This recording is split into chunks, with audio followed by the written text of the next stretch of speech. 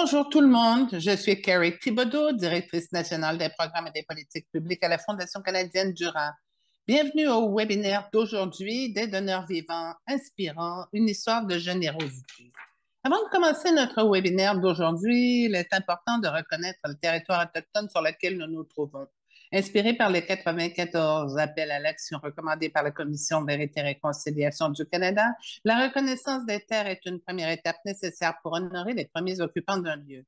Elle aide également les Canadiens à reconnaître et respecter les croyances de parenté inhérentes aux peuples autochtones en ce qui concerne la terre, d'autant plus que ces croyances ont été restreintes pendant si longtemps. C'est avec gratitude et respect que je me joins aujourd'hui à cette réunion depuis Newmarket, territoire traditionnel des Haudenosaunee, Wendat et Anishinaabe. Si vous connaissez le territoire d'où vous venez aujourd'hui, n'hésitez pas à nous en faire part dans le volet clavardage. Maintenant, je vais laisser la parole à ma collègue Yash. Bonjour tout le monde, je suis Yash Schmidt-Board et je suis en Colombie-Britannique et c'est un plaisir pour moi de vous accueillir. Avant de commencer, j'aimerais passer en revue certains points afin que vous sachiez comment participer à l'événement d'aujourd'hui. Nous proposons ce webinaire en français et en anglais avec traduction simultanée. Au cours de la session, les intervenants feront leur présentation en anglais. Pour écouter cette présentation en français, cliquez sur l'icône d'interprétation dans la barre d'outils Zoom et choisissez le français comme langue préférée. Lorsque l'interprétation est activée, le son est plus fort en français et plus faible en anglais. Si vous ne voulez pas entendre l'orateur anglais, cliquez sur Mute Original Audio. Vous avez rejoint la présentation avec l'audio des haut-parleurs de votre ordinateur par défaut.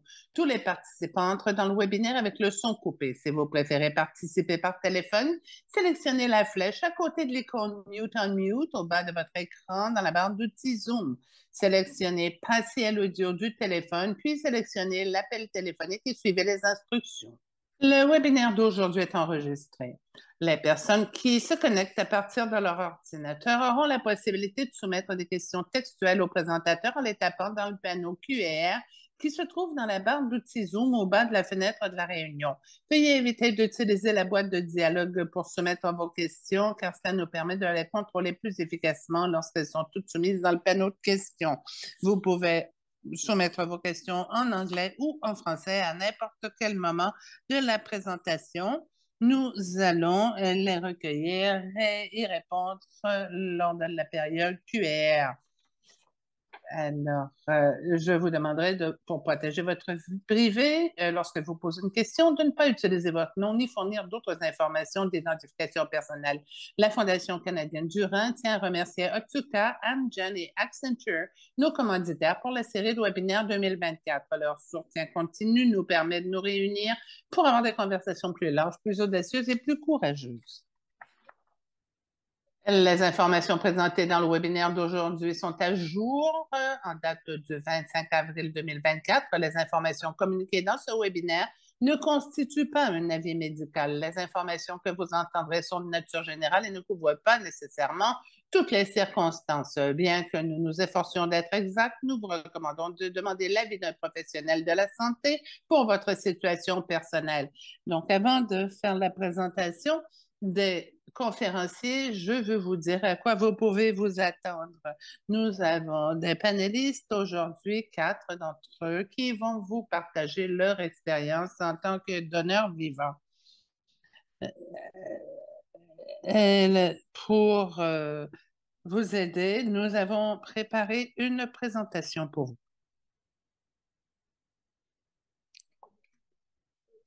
Vous entendrez des histoires incroyables car ces donneurs non seulement transformaient la santé de leurs receveurs, mais ils ont également connu une croissance personnelle importante.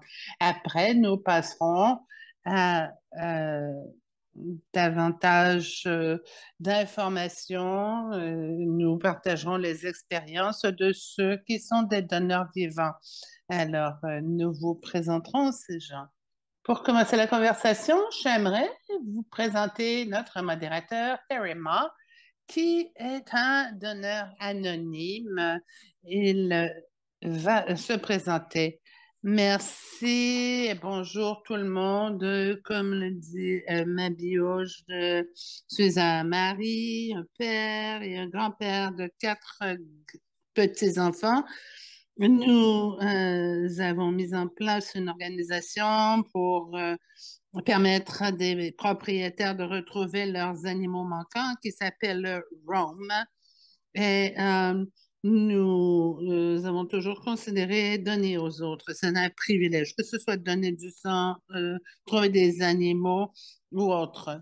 Alors, nous allons commencer avec Marie-Ève Cronin, qui est une professionnelle de la santé, qui a travaillé en milieu hospitalier pendant plus de 15 ans. Nouvellement gestionnaire, elle occupe maintenant le poste de directrice générale de 2 résidences pour personnes âgées dans sa région des Cantons de l'Est.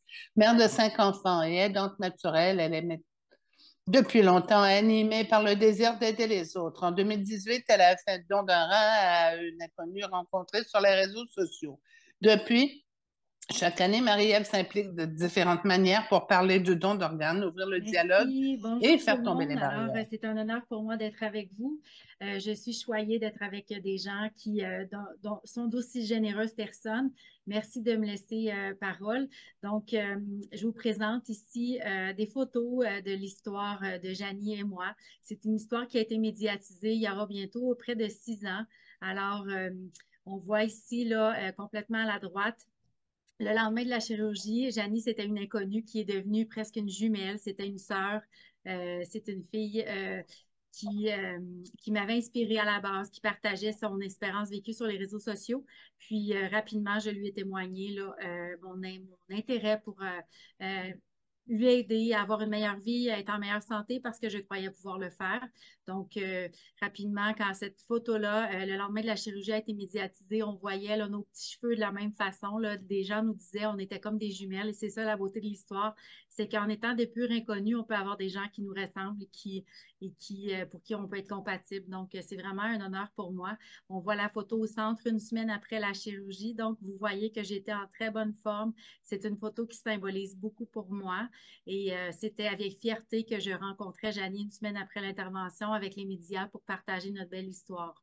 J'ai l'honneur aussi de porter une médaille qui m'a été offerte 1 an et demi après l'intervention. C'est une médaille qui est offerte aux donneurs vivants en gage de leur côté samaritain pour aider à redonner la santé. Donc, une belle cérémonie avec beaucoup, beaucoup d'intervenants là, du réseau de la santé et aussi les gens qui sont transporteurs d'organes à tous les jours. Ici au Québec, ce sont les gens de la Sûreté du Québec. Donc, voilà mon introduction. Merci à tous de m'écouter. Alors, si on continue, nous avons notre deuxième intervenante, Diana Dunlop. Elle est née dans le sud-ouest de l'Angleterre et a émigré à Vancouver, au Canada, en 1975. À l'âge de 30 ans, on vivait sa sœur et sa famille. Elle y a passé les 10 premières années avant de déménager à Regina, puis en Alberta. Diana n'a jamais eu de contact avec la maladie rénale, mais elle a réfléchi à la possibilité de faire un don de rein lorsqu'elle était en Alberta. En 2013, elle est retournée vivre en Colombie-Britannique et il y a environ 5 ans, elle a entendu à la radio une entrevue d'une personne ayant besoin d'un rein et elle a décidé de se renseigner. Elle a été acceptée dans le programme en tant que donneur anonyme ou altruiste et a donné un rein il y a environ 1 an. Diana, on aimerait en entendre davantage sur ton histoire. Bonjour, je suis Diana. Oui, il y a environ 1 an, j'ai donné un rein de façon anonyme, altruiste. Je ne connaissais personne souffrant de maladie rénale, mais j'avais une très bonne amie et qui avait besoin d'une greffe. Et quand j'ai entendu l'histoire à la radio, je me suis dit qu'il fallait que je fasse quelque chose. J'étais dans la fin soixantaine, début de 70 ans et je me suis dit que c'était la chose à faire. J'ai commencé donc le processus. J'ai été impressionnée par le processus comme tel. J'étais très confiante. Je savais que mon âge n'était pas un facteur et je me suis très bien remise de mon don. C'est beaucoup plus facile que de se récupérer d'une chirurgie. J'en ai eu une il y a 16 ans, j'en ai eu une il y a quelques mois et je vous dirais que la chirurgie pour le rein était beaucoup plus facile. Je ne sais pas qui a reçu mon rein. J'ai dû attendre qu'ils me contactent s'ils avaient envie de le faire. J'ai découvert grâce à ce don un groupe d'amis incroyable, un groupe d'appui incroyable. Et mon ami à gauche qui m'a ramené de Vancouver à la maison après ma chirurgie. Comme je l'ai dit, ah, j'étais à Vancouver quand ma sœur était là. Euh, j'ai fait une demande pour travailler à la GRC. J'ai été acceptée. J'ai bien aimé le travail que j'y ai fait, même si parfois c'était tout un défi. Après 2 chirurgies au dos et 12 ans dans la GRC, j'ai été libérée et je suis revenue à un style de vie plus tranquille. Et il y a 10 ans, je suis déménagée en Colombie-Britannique. Je suis retournée en Colombie-Britannique, dans la vallée de l'Okanagan. Et j'y vis depuis. Euh, J'avais un cheval et après, j'ai eu des chiens. C'est probablement la fin de mon histoire et merci beaucoup de m'avoir écouté. Merci beaucoup, Diana. Maintenant, j'aimerais vous présenter un autre membre du panel, Bob McCrae. En 2010, Bob a fait don de son rein en tant que donneur anonyme. Il a pris sa retraite en 2014 après avoir travaillé pendant 35 ans pour le gouvernement fédéral et depuis 10 ans, il est chauffeur d'autobus scolaire. Depuis son don, il défend la greffe d'organes vivants et décédés en tant qu'orateur, en personne et virtuellement, et lors d'événements. Il siège également dans les comités de dons de reins dans les hôpitaux. Et il pense qu'au crépuscule de sa vie, il ne lui reste que peu de temps, mais en partageant son expérience et en défendant le don d'organes, il espère encourager d'autres personnes à penser au don d'organes et à s'inscrire comme donneur d'organes décédés ou, si possible, comme donneur vivant. Merci beaucoup. Yes, oui, on veut tous faire quelque chose d'important dans nos vies, quelque chose qui fera une différence. Et, toute ma vie d'adulte, j'ai agi comme bénévole. Mais en 2009, quand cette idée de don, de rein m'est venue, ce n'est pas quelque chose que j'envisageais, c'est quelque chose qui m'est arrivé. Je donnais du sang et en 2009, j'étais allée donner du sang et devant moi, il y avait un dépliant un peu comme celui-là, qui parlait de don de rein et on donnait toutes les informations. Mais ce que je trouvais très intéressant et ce qui a capté mon attention, c'est que tous les gens dans le devant de ce dépliant, il y avait des hommes, des femmes, des jeunes, des moins jeunes, des gens de mon âge. Et c'est comme ça que moi, j'ai commencé à l'envisager. Donc, après avoir fait beaucoup de recherches, avoir discuté longuement et avoir fait plusieurs tests, j'ai décidé de donner un rein. Je l'ai donné à une personne que je ne connaissais pas. Je n'avais jamais rencontré cette personne. Je ne lui avais jamais parlé, mais j'étais très heureux de savoir que mon don a bien fonctionné et a aidé à sauver la vie de cette personne. Moi, je suis revenue très rapidement en pleine santé et je suis très heureux de dire que je n'ai jamais eu de problème de santé depuis mon don il y a 15 ans. Alors, étant un donneur de rein vivant, pour moi, ça a très bien fonctionné. Ça a été une expérience très enrichissante, plus que mon mariage, avoir des enfants, des petits-enfants et ma carrière. Je suis très heureux d'avoir la chance d'en parler aujourd'hui et de partager mon histoire et d'entendre les histoires des autres. Et je suggère aux autres de penser à faire une donation de rein. Je parle anglais-français, donc si vous avez des questions, je serai très heureux d'y répondre dans l'une des deux langues. Merci. Merci, Bob. Alors, on va passer à notre prochain membre du panel, Brent Kruger.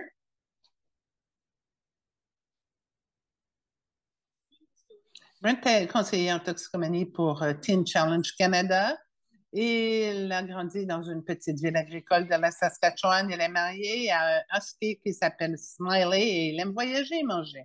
Brent, alors, présente-toi maintenant.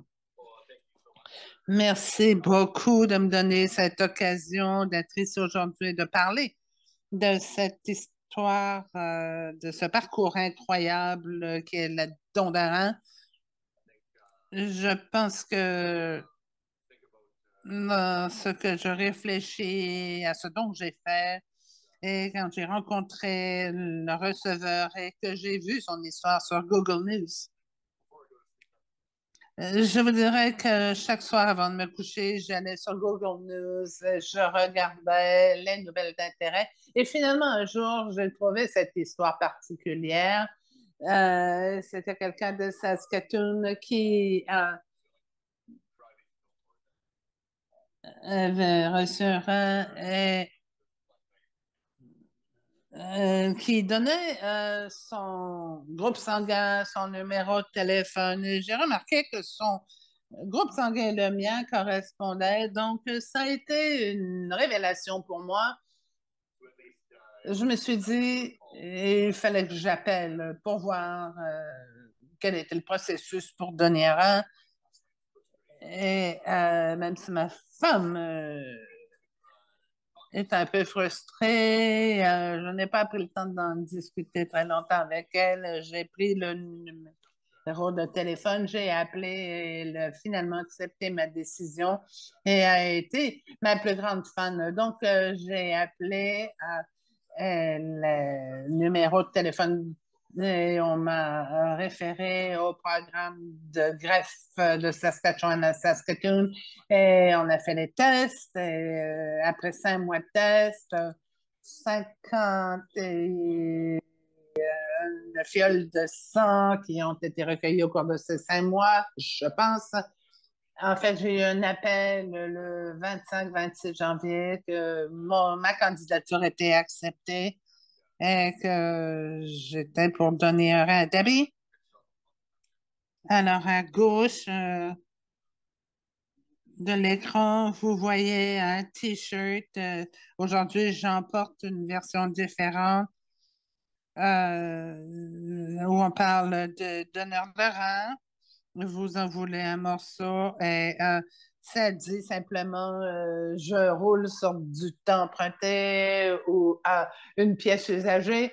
Cette photo de nous ensemble dans la chambre d'hôpital, j'ai demandé à Debbie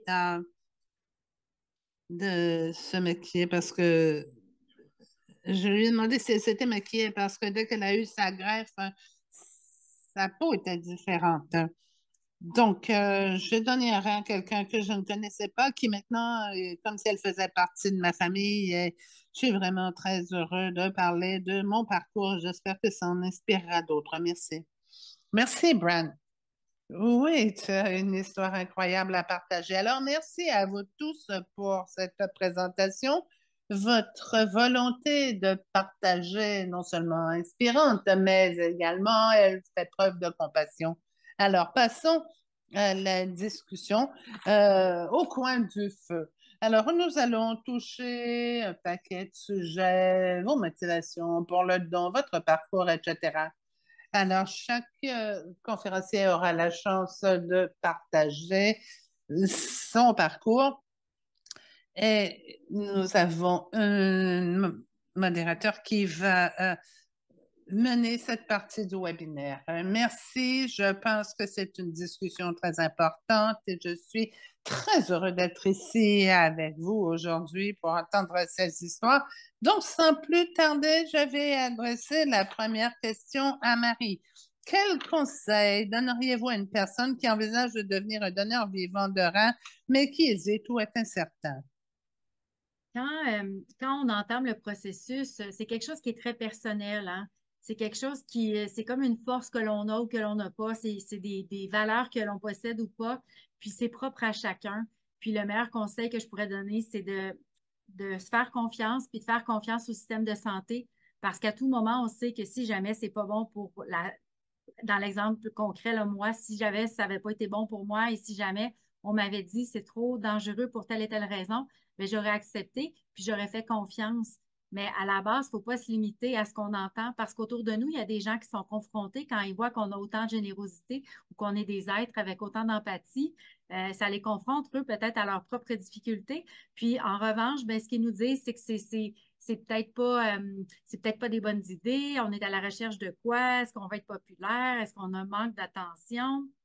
Donc, la base, c'est d'aider puis de se mettre dans la peau de l'autre, d'entendre qu'il y a quelqu'un en ce moment qui a peut-être mon âge, qui a peut-être mis pause sur ses rêves, sur des projets de vie, alors que moi, ma vie, elle se poursuit, mes rêves se poursuivent, puis j'ai encore beaucoup, beaucoup de motivation. Puis je peux faire ce don-là parce que ma santé ne sera pas compromise.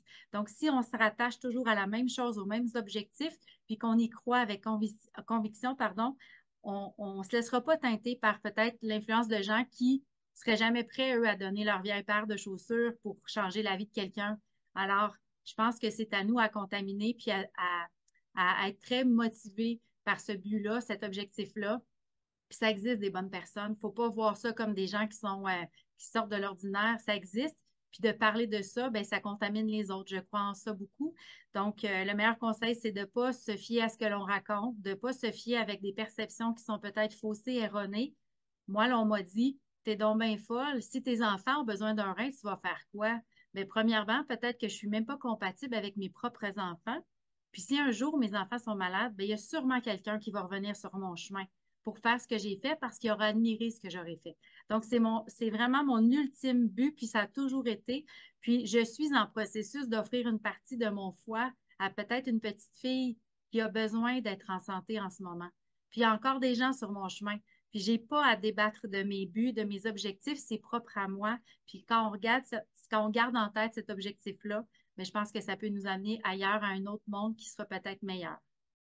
Merci Marie, Diana. Je sais que tu voulais partager certains conseils pour devenir donneur vivant.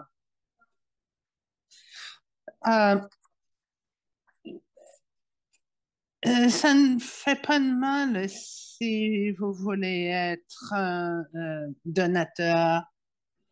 Vous pouvez commencer le processus, vous pouvez toujours changer d'idée. Ce n'est pas coulé dans le béton.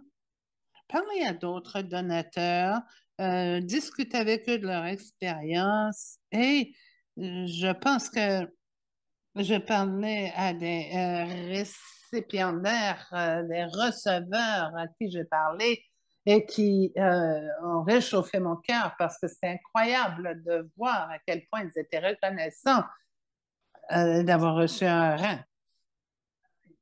Je pense que moi, je ne m'inquiétais pas des tests,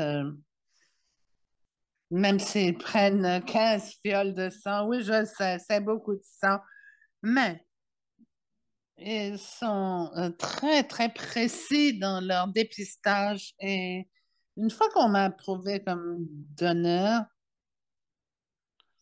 on m'a dit de prendre un mois, de ne pas y penser, de ne pas m'inquiéter. Quand je suis revenue voir le médecin, je n'avais aucune hésitation. Je savais ce que je voulais faire.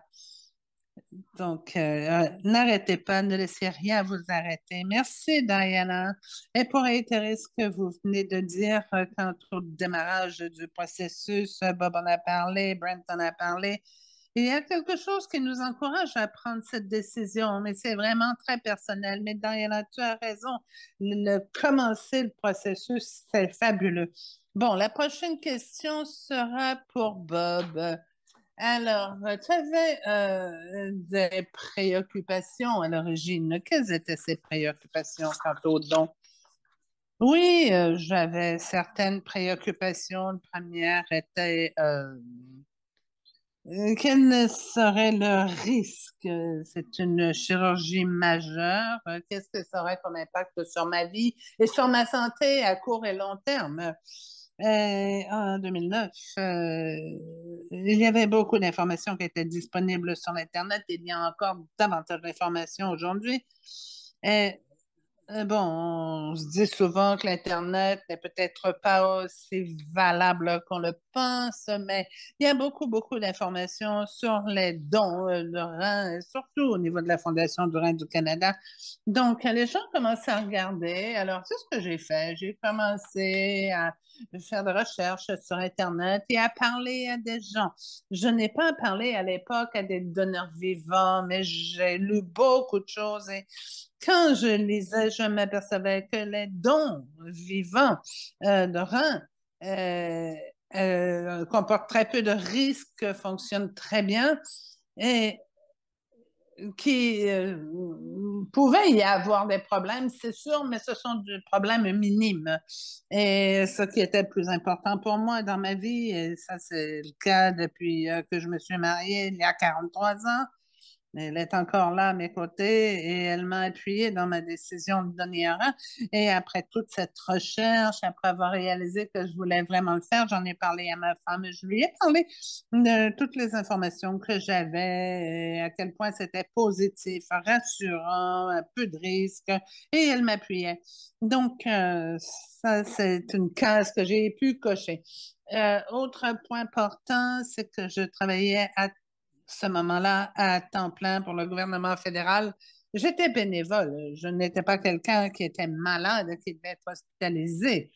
Alors, je me demandais, est-ce que mon employeur allait m'appuyer si je me portais bénévole, me payer le temps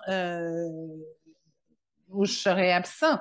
Et non seulement mon employeur, le gouvernement fédéral, mais n'importe quel bon employeur va aider une personne qui va choisir de donner un rang, va lui permettre de prendre du temps et va continuer à lui payer son salaire. Et non seulement ça, ils m'ont crédité plus de la moitié du temps que j'avais pris. Donc, s'il m'arrive quelque chose dans l'avenir, j'ai une centaine de jours de maladies d'accumuler. Donc, c'était mes principales préoccupations. Merci, Jerry. Merci, Bob. Alors, ce que vous dites, c'est que de prendre une décision bien informée, d'avoir fait de la recherche, de discuter de tout cela est important. C'est une décision importante. Merci, Bob. Brent, on ne t'a pas entendu, mais est-ce que tu peux nous faire part de moments mémorables ou d'interactions avec le bénéficiaire avant ou après le don? Oui, je pense, selon les photos que vous nous avez montrées, mais est-ce que tu peux élaborer? Bien sûr. Bien sûr.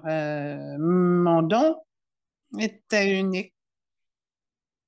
Oui, je donnais à un étranger, mais je voulais établir un lien avec cette personne durant le processus pour lui dire que je pouvais lui en donner un.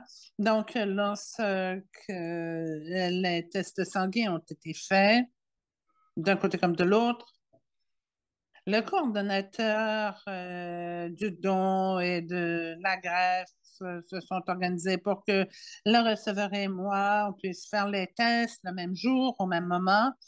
Donc, ce jour de test est arrivé, ma femme était avec moi et la personne qu'elle a reçue, je savais à quoi elle ressemblait, mais je l'ai vue passer à côté de moi et j'ai dit, Debbie, et ça retournait. Je me suis présentée et je lui ai présenté mon épouse et c'est avéré que je mesure 6 pieds 3, elle mesurait 5 pieds 1, 5 pieds 2, donc il y avait une bonne différence de taille. Donc on s'est fait un gros câlin, on s'est parlé et c'est avéré qu'il y avait plein de choses que nous avions en commun. Il y a des choses qu'elle et ma femme partageaient également. Et il y a beaucoup de choses que nous avions en commun, comme je le disais. Et une autre expérience que nous avons vécue, c'est qu'après s'être rencontrés pour la première fois en personne, il n'y a eu qu'un mois avant que je sache que j'étais approuvée pour la chirurgie. Et la fin de semaine avant la chirurgie, ma femme et moi et Debbie et son mari, nous nous sommes retrouvés à Saskatoon Et ça a été mon dernier gros repas avec mes durants. Donc, on a décidé de célébrer cela. Et un an plus tard, pour célébrer ce que nous avions fait l'année précédente, j'appelle ça l'anniversaire rénal. Nous avons décidé d'en faire une tradition. Nous allons nous retrouver à ce restaurant chaque année à Saskatoon.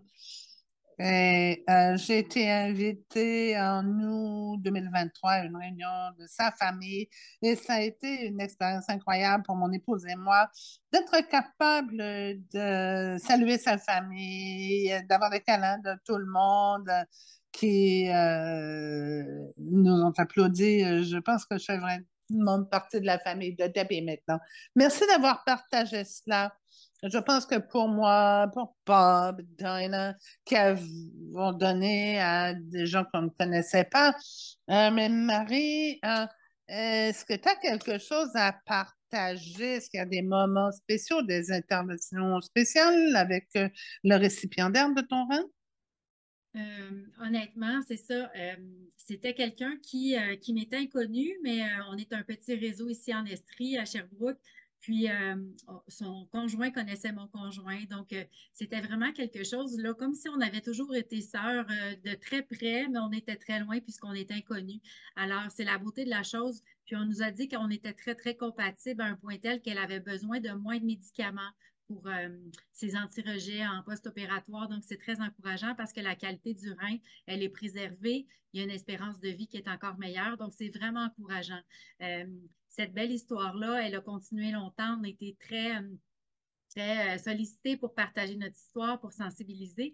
Puis moi, c'est mon plus bel honneur, mon plus beau cadeau, c'est de savoir qu'avec cette histoire-là, ben, comme ici aujourd'hui, c'est des belles histoires qui se partagent, mais il y a des gens tout près de moi qui ont décidé de procéder parce qu'ils se sont dit, elle le fait pour une simple inconnue qu'elle a vue à la télévision et ça a très bien été, malgré la vie chargée et plusieurs enfants. Donc, ça m'a donné la force et le courage de le faire pour mon frère, pour ma cousine, pour mon oncle.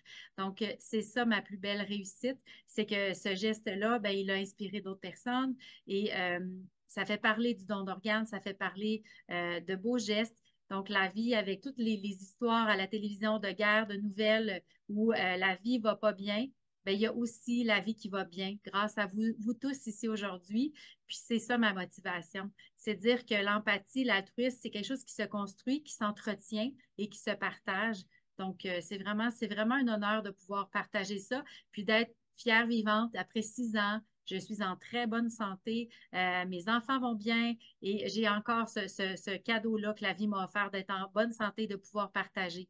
Donc, on multiplie les gestes de générosité, on multiplie les gestes de bonté, puis notre monde va se porter mieux, puis c'est ma motivation première et je vais adhérer à ça aussi longtemps que je serai vivante.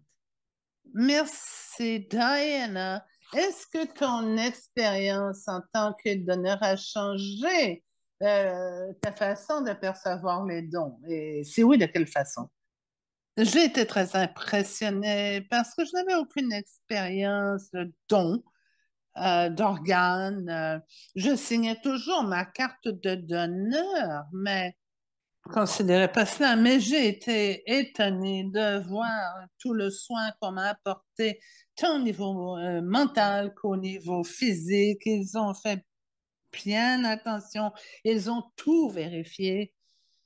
Et je dois dire que j'ai eu peur pendant que j'attendais la chirurgie parce que j'étais seule. Je n'avais pas pensé à voir quelqu'un à mes côtés.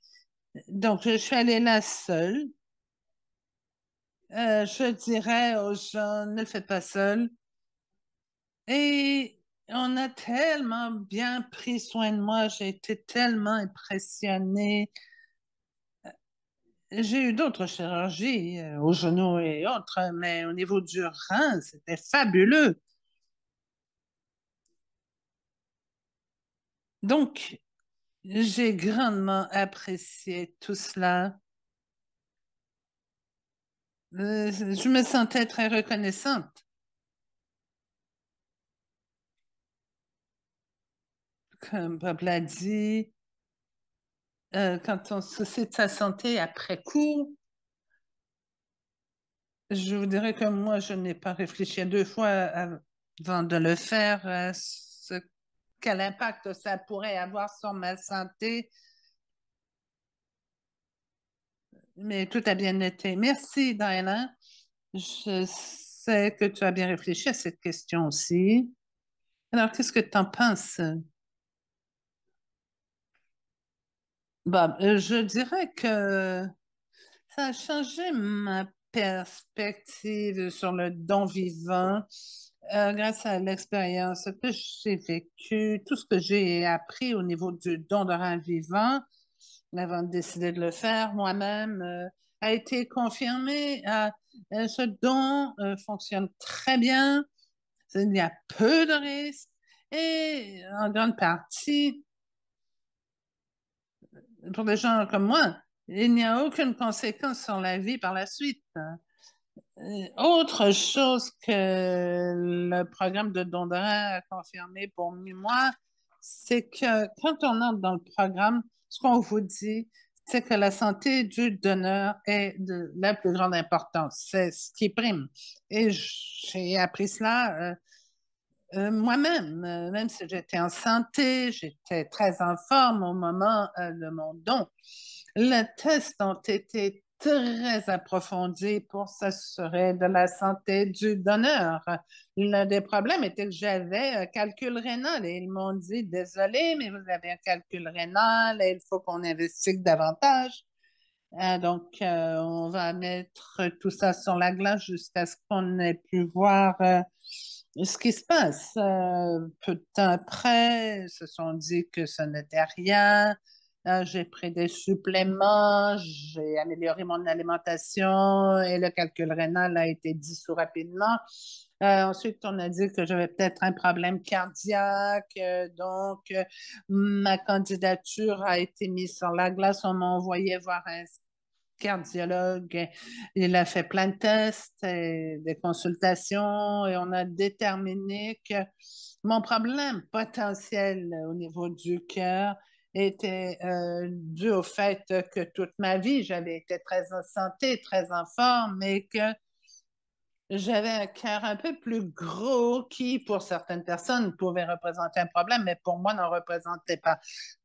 C'est quelque chose qui a confirmé que j'étais en parfaite santé et on ne m'aurait pas laissé aller de l'avant si je ne l'avais pas été. La seule chose qui a peut-être changé ma façon de percevoir le don de rein, c'est que c'est encore plus incroyable, plus puissant que ce à quoi j'aurais pu m'attendre lorsque j'ai fait partie du programme d'échange des pairs. Donc, en tant que donneur anonyme, mon don n'était pas seulement une personne. À ce moment-là, il y avait un potentiel pour trois autres receveurs qui pouvaient recevoir un don en même temps que moi je donnais le mien à cause de mon don anonyme. Lorsque j'ai donné mon rein, au même moment, tous les hôpitaux ont coordonné les choses, se sont parlé et trois autres interventions ont eu lieu au même moment. Il y a beaucoup de patients dont les vies ont été sauvées grâce à cela. Donc, ce sont des choses essentielles qui, pour moi, ont confirmé ou changé ma perception.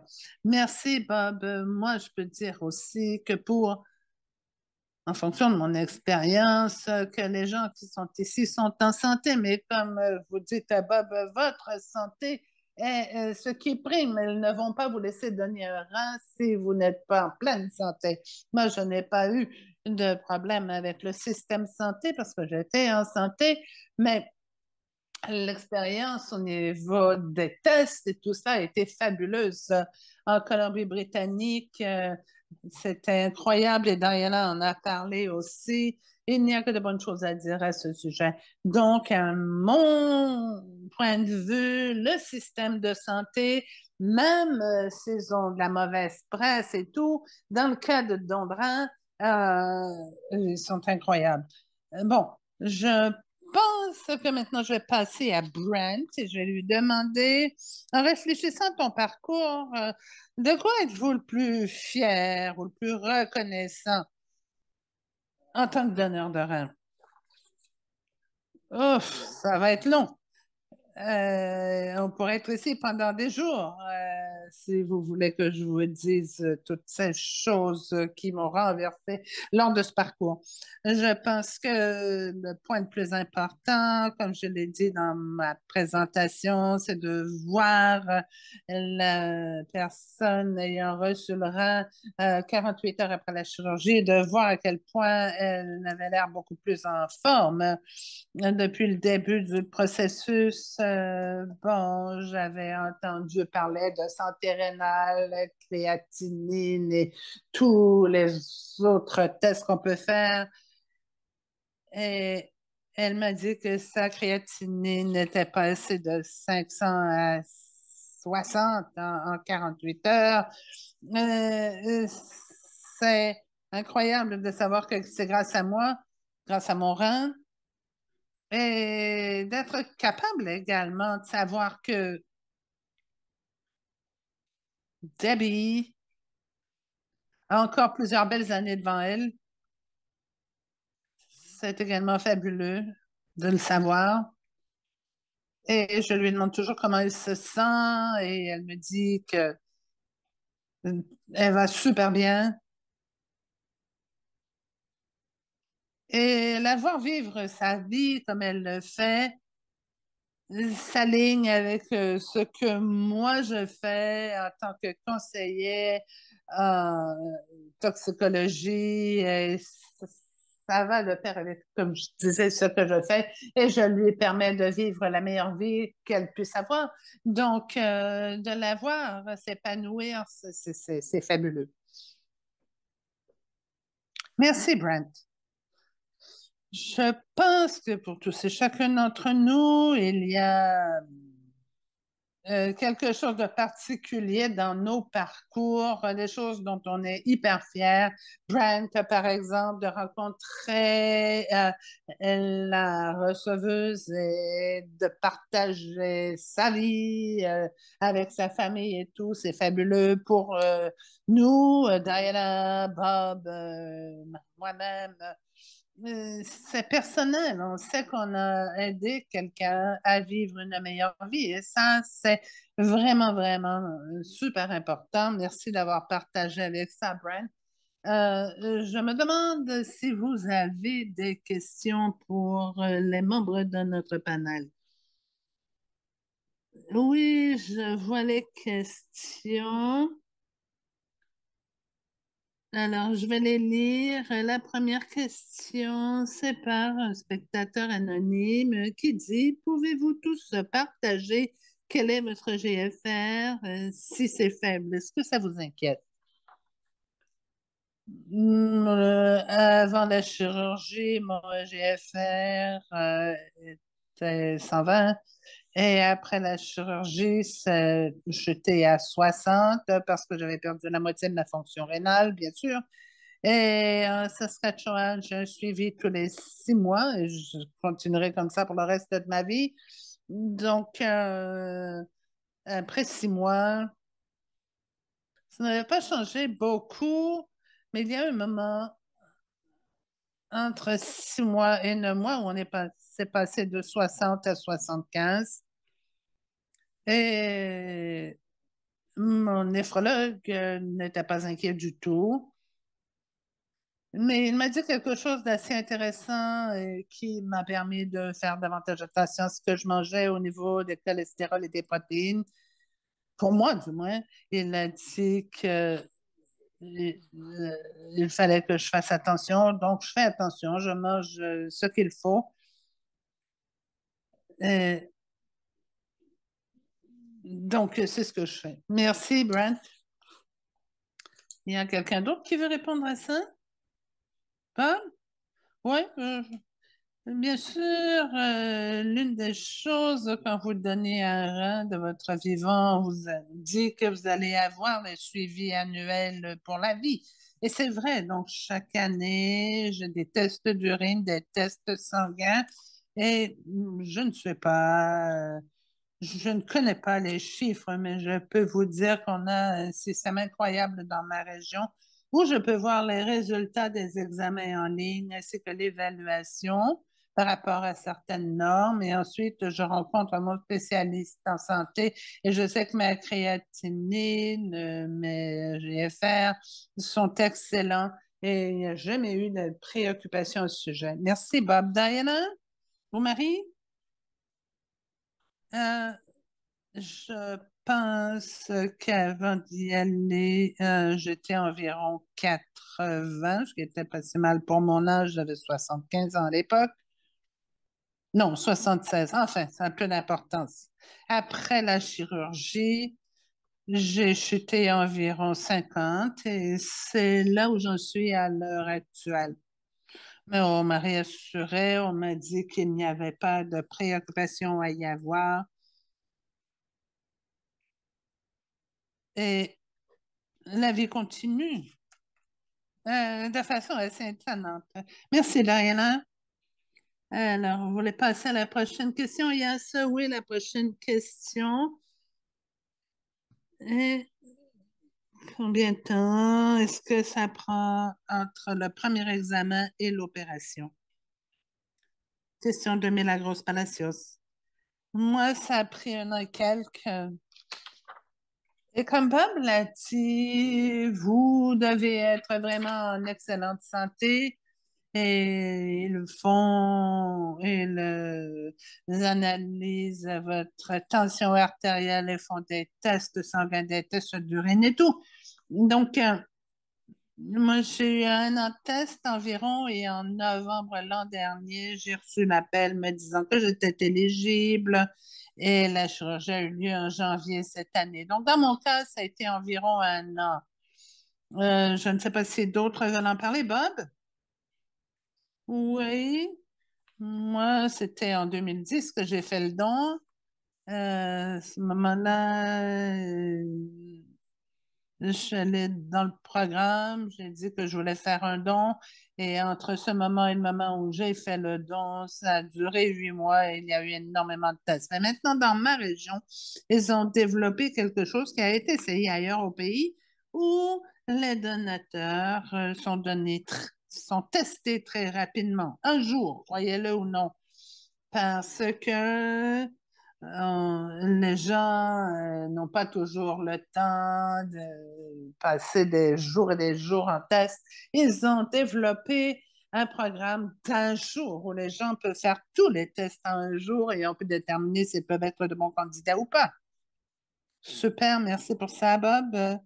Brent, lorsque les tests ont commencé, entre le test et la chirurgie, ça a été quelque chose comme 6 mois. Merci, Brent. Mary. Moi, ça a pris environ 10 mois. Dans les fêtes, là, ça a été les premières semaines, on tombait dans le moment d'été, donc il y avait beaucoup de gens en vacances. Ça a retardé un petit peu. Puis j'ai toujours comparé ça. C'est un projet, hein? Quand on décide d'avoir un enfant, on aimerait déjà l'avoir dans nos bras. On ne voudrait pas le porter aussi longtemps. Mais moi, je le vivais comme ça à partir du moment où je savais qu'on avait une compatibilité. Je voulais que ça se fasse là. Je voulais que ça se fasse rapidement parce que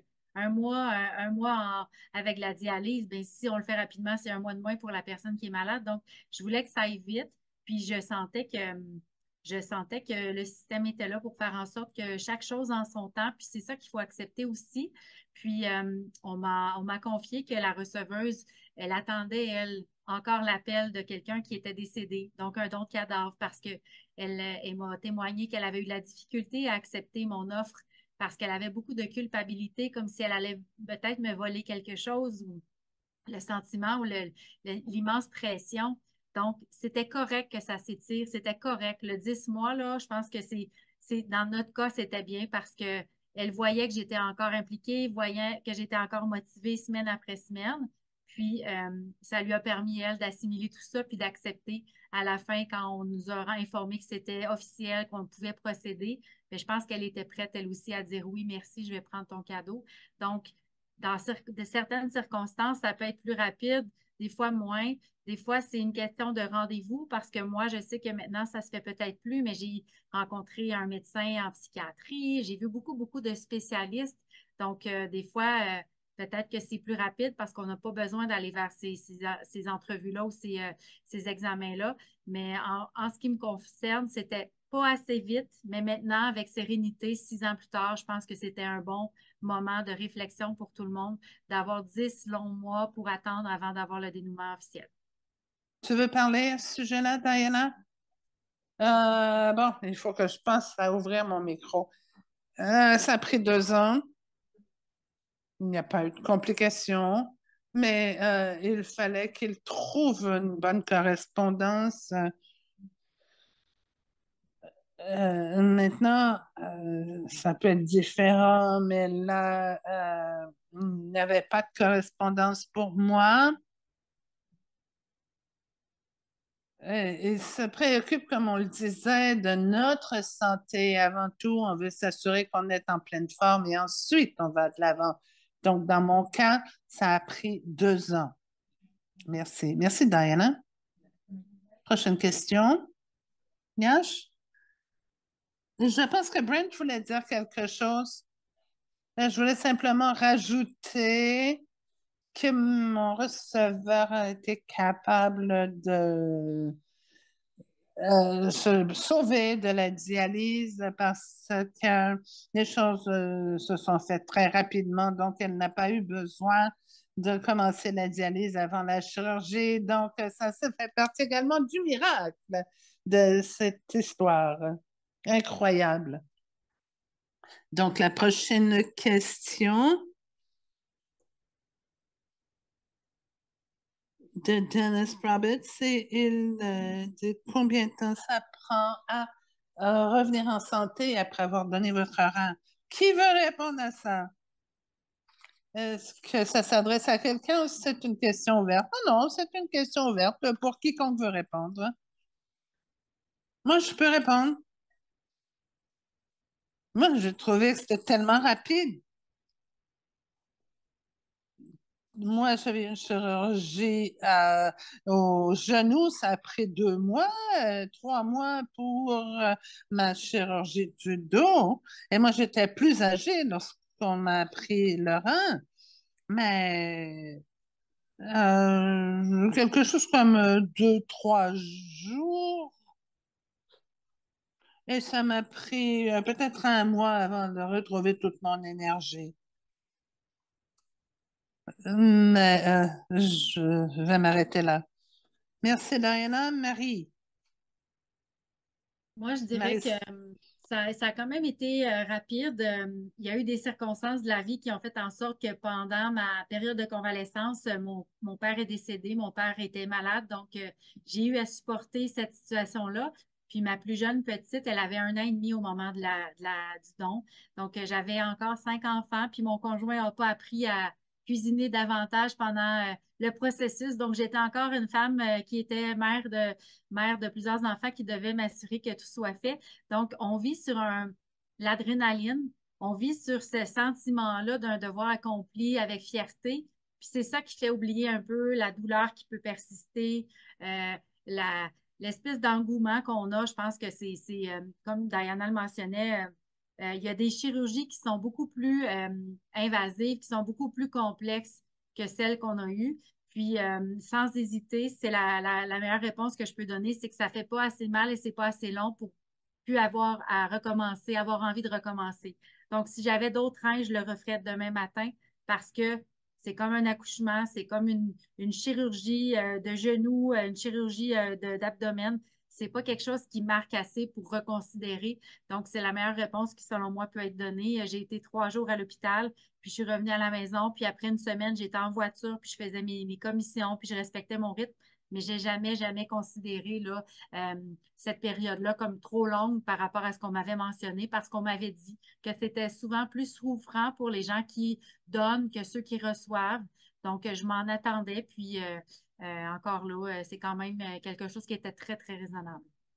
Oui, quelque chose qui est incroyable également, c'est que la chirurgie, dans la plupart des cas, Je ne sais pas quel est le pourcentage exact, mais c'est très élevé. C'est fait par laparoscopie. C'est un peu comme une chirurgie au laser.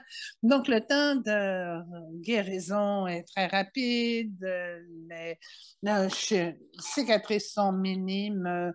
Moi, j'étais sur pied en quelques semaines et je pouvais tout faire. Le seul effet secondaire, même aujourd'hui, 10 à 12 ans plus tard, mes muscles abdominaux, lorsque je fais des trucs très athlétiques, ont tendance à souffrir de crampes. Mais sinon, la guérison est très, très rapide. Et Brent, je vais faire ça rapidement. Moi, j'ai arrêté de travailler pendant 6 semaines, mais j'aurais pu y retourner après 4 semaines. Et c'est intéressant ce que Bob a dit au niveau des crampes abdominales. Je me suis toujours demandé pourquoi il y avait un petit coin dans mes abdominaux qui a tendance à faire un peu plus mal que d'autres muscles. Mais 4 semaines, j'aurais pu retourner facilement au travail. La fatigue a duré peut-être 3 semaines dans mon cas. Merci, Brent. Yash, je crois qu'on en arrive à la fin. Oui, on en arrive à la fin. Alors, une dernière question peut-être, et ensuite, nous allons entendre les remarques de clôture. Cette question vient d'un spectateur anonyme. Et la question est, pour ceux qui travaillaient à ce moment-là, pendant combien de temps avez-vous dû vous absenter du travail et comment êtes-vous revenu? Comment vous sentiez-vous au retour? Oups, il y a un sujet. Et moi, je peux répondre. Alors, moi, au travail, on a vraiment appuyé ma décision. On m'a donné 3 semaines de congé qui ne comptaient pas comme temps de maladie ou congé. Ça faisait 12 ans que j'étais avec l'organisation, donc j'avais quand même pas mal de journées de maladie. Euh, il y a une semaine, où on m'a payé les congés et 2 semaines, une semaine qui a été une semaine de maladie, une semaine qui était une semaine de congé. Et après, j'ai travaillé 2 semaines sur Zoom à partir de la maison. Malheureusement, nous n'avons plus de temps. Oui, c'est le cas. Donc, alors, je veux dire, si on n'a pas répondu encore à vos questions, envoyez-les par courriel à l'adresse du programme Durin. Carrie, je te laisse la parole. Merci Yash et merci à tous nos panélistes aujourd'hui pour cette séance informative et inspirante. Nous savons que chaque jour, les personnes attendent une greffe d'organes qui leur sauvera la vie. Votre décision de devenir donneur d'organes pourrait signifier beaucoup pour eux. Un seul donneur d'organes peut sauver jusqu'à 8 vies. C'est un geste simple qui a le pouvoir de transformer des vies et créer des miracles. Donc, pour en savoir davantage sur la procédure à suivre pour devenir un donneur d'organes, cliquez sur le lien dans le volet clavardage et considérez cela. Veuillez sélectionner votre région pour y voir les liens qui se rapportent. La Fondation du Rhin s'engage à fournir des informations et des ressources éducatives sur les reins et les maladies rénales. Par l'intermédiaire de nos antennes régionales, nous offrons des conseils, un soutien pour l'accès aux services du système de soins de santé, ainsi qu'un soutien au sein de votre communauté. Nous vous invitons à nous contacter si vous avez d'autres questions. À la fin du webinaire d'aujourd'hui, votre ordinateur ouvrira une nouvelle page. Nous vous demandons de répondre à notre enquête de satisfaction sur le webinaire.